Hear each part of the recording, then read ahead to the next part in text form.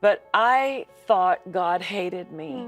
And so I wouldn't go to God because I thought he's just going to reject me. I hated me. Why wouldn't God hate me? Yeah.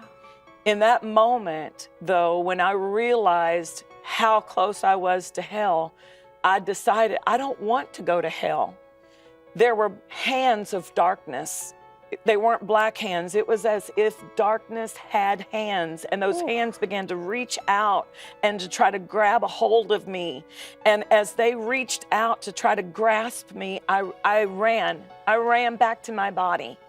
And the person who was doing CPR said that one minute they're, struggling to try to get my heart to beat, and the next minute they're fighting me off because I ran back to my body and I began to fight.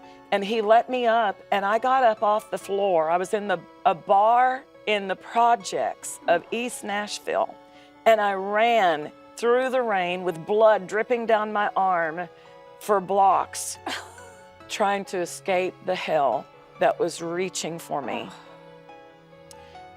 I went to church that night, to the same church where my children attended. Yeah.